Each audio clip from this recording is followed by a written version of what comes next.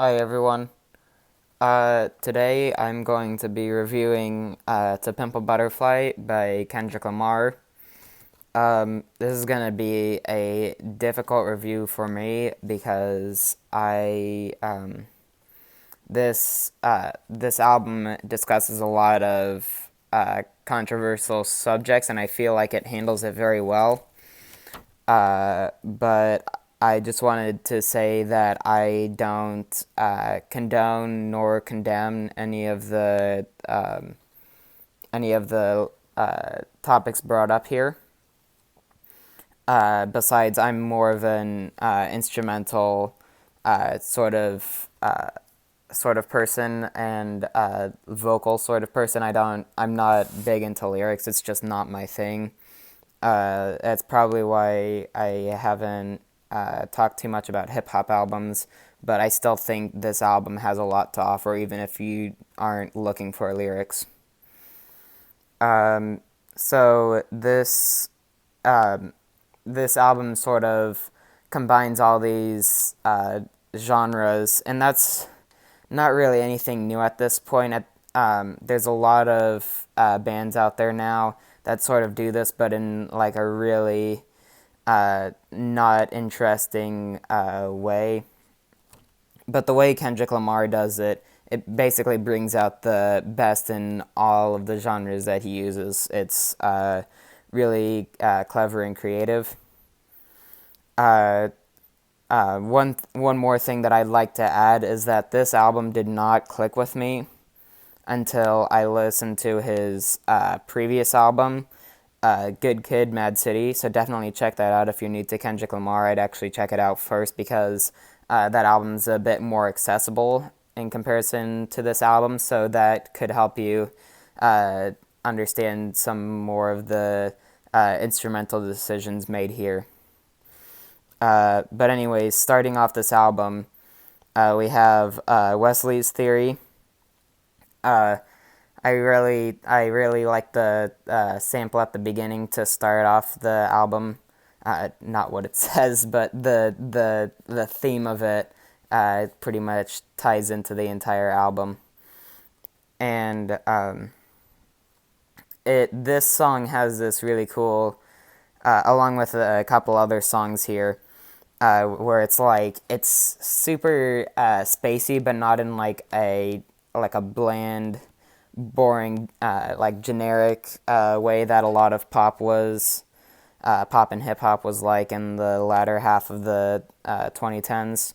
It's more in this sort of like starry, I guess you could say, and it's difficult to say, but there's so much detail in the production, and it sounds like a dark, but like a good kind of dark, not like a creepy kind of dark or anything. I really like the intro, and then following that is For Free, which is an interlude, and I'd barely even call this an interlude. It's pretty much a full on song compared with the other interludes I talk about on other albums. But it's really good. It's got this really jazzy instrumentation behind it. These excellent drums going throughout the track. It's pretty quick moving. It's like a fast jazz. And Kendrick's rapping on here is also really good. That's the other thing, is that he's actually like rapping on the song. It's not just all like instrumental. And then following that is King Kunta, one of my favorite songs on this album.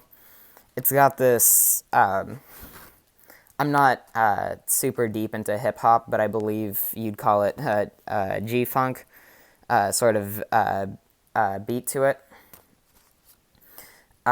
along with like just an excellent bass line and great backing vocals. Um, the chorus, it's sort of like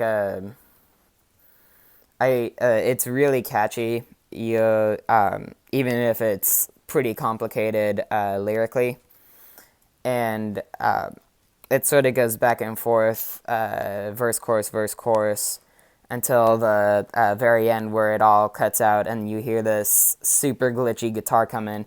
And the guitar lines here are so well written. Like, I cannot believe how well written they are. I found that rappers actually tend to make some of the best guitar riffs out there. But I really love it, and it just goes through this entire outro where you have all this descending synths and no like main vocals, just a bunch of possibly like you could say ad libs, like a continuation of the backing vocals. It's all just really great. And then that goes into institutionalized, which is a lot more chill beat wise. Not too much to say on this track, but it's still very great.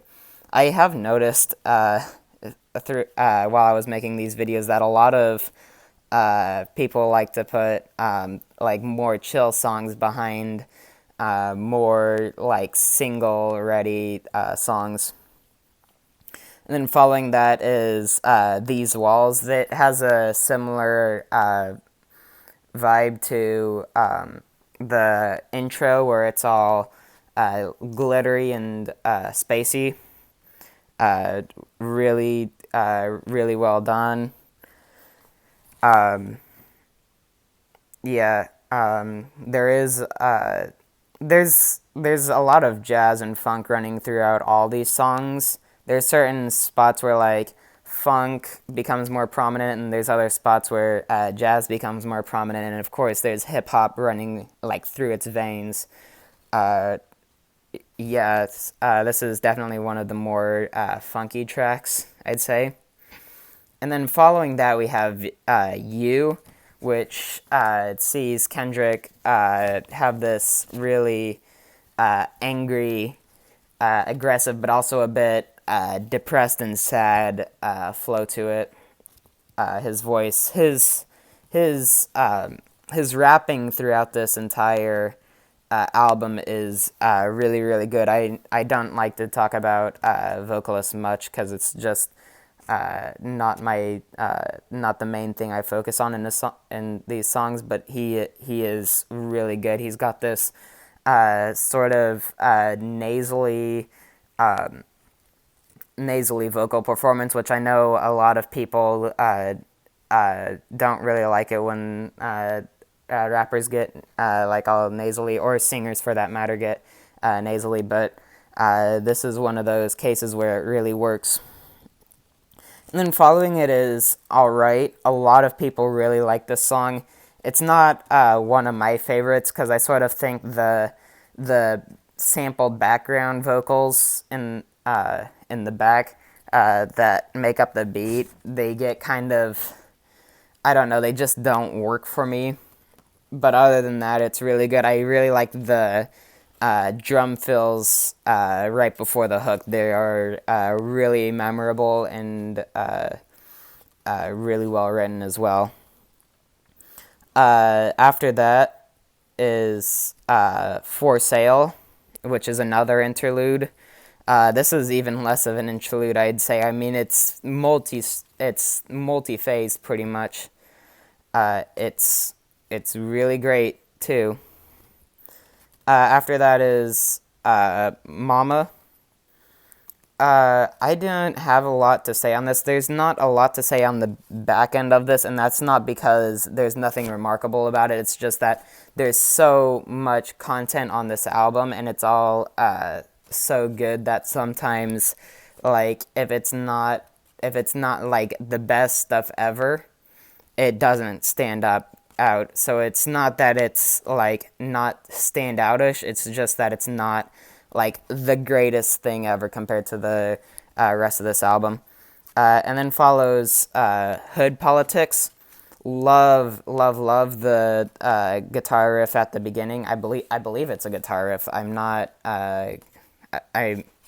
yeah, it's really great. And then following that, we have a beat switch up that it's sounds really good. The new beat is just as great. And then following that is How Much a Dollar Cost, which is I keep saying this, but it's great. I don't have too much to say on this one either. And then following that is Complexion. The chorus, I guess you could say, a hook. It's hard to distinguish on these. They're not super. There's not a whole ton of difference between the chorus and the hook. Which isn't like a big issue in my opinion, because the everything here is super solid. It doesn't like. It's like such a minute issue that it's pretty much not an issue at all. Like I don't care if the hooks and choruses are similar if they're this good, you know. But I really like it. I like the. I'm not entirely sure, but I believe it's like a clean guitar hook. It might be synthesizers. I'm not entirely sure, but I really like it on the chorus, and I believe it's just part of the beat of the entire song. I could be wrong in remembering. And then following that is another one of my favorites, The Blacker the Berry. It has these really loud, blown out drums that sort of increase the tension, along with this beat that's, I wouldn't say frantic, but very dark, and not in the way that like the opener or These Walls are. It's very much more of like a scarier and creepier experience, almost like a nightmare. And I believe the lyrics go very well with it, even though I'm not one to say if lyrics work with it or not. And then that transitions into You Ain't Gotta Lie, which is just another great song. Not super standoutish, like I've said, but not an issue. And then that goes into I. I is like the complete opposite of You. It's a lot brighter. It has this really great, I'd say, funky guitar riff throughout that sort of just makes you really happy, and it has this great refrain of "I love myself." It just feels really good to hear, and the beat is super fresh too. Now, this one was performed live, and I've heard the single version, and I definitely prefer the live version. It feels a lot more authentic and a lot more like fresh and open, which is definitely what they were going for in the single version. It just feels a lot more like that works here, where it's actually, even if it's not a real live setting, it feels live. The production is really good. And that sort of dissolves into a like this verbal one-on-one between Kendrick and one of the audience members that sort of gives some insight to his politics. And then that sort of helps transition us into the final song, "Mortal Man." Huge song. It's, I believe, 16 minutes long, and none of that 16 minutes is wasted. It's got one of those normal closer things where the first half is like a real song, and then the second half is more abstract. In this case, the first half is sort of him asking his fans, and I said I wouldn't really get into the lyrics, but I feel like it's sort of important, if they would stay with him if he turned out to be like a really horrible person. At least that was my interpretation of it.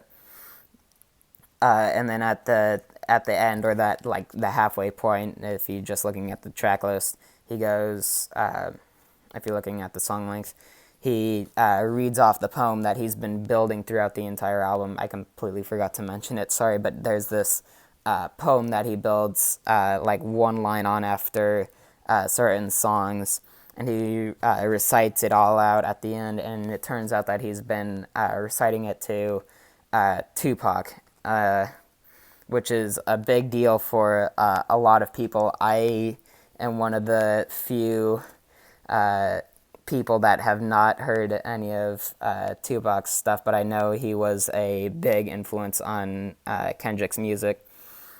So hearing them sort of talk back and forth, even though he's dead, the way it's edited, it makes it feel real. In fact, the first time I listened to this, when I didn't have all that context, I thought he was talking to a real person. It's that well edited. Not a live person. It's really, really great. And he sort of discusses the themes of the album and the themes of the poem he wrote. The poem is great. It's poetry. It's really good. And that this entire spoken word portion has these great jazz instrumentals, like the For Free interlude, but they're completely different. They're different riffs. They're different drum fills. They're different lines, but it's still really great. It perfectly fits the tone, especially at the very end, where all the instrumentals pretty much are doing like going up and down and screaming, and you just hear Kendrick go "Pac, Pac," and then it all cuts out, and he goes "Pac," and that finishes off the album. It's a perfect closer. Definitely one of the greatest albums of the 2010s. Highly recommend it if you're into hip-hop and you haven't listened to it already, although I'm not sure how many people haven't listened to this who are into hip-hop. It's really great. Check out Good Kid, Mad City first, of course, because his more accessible hooks are on there. But yeah, love this album. The only problem I have with it is sometimes the backing vocals are like a little bit off, but that's not in any particular song. That's more of like an overall thing, and it doesn't mean that some of these songs aren't tens. It's only in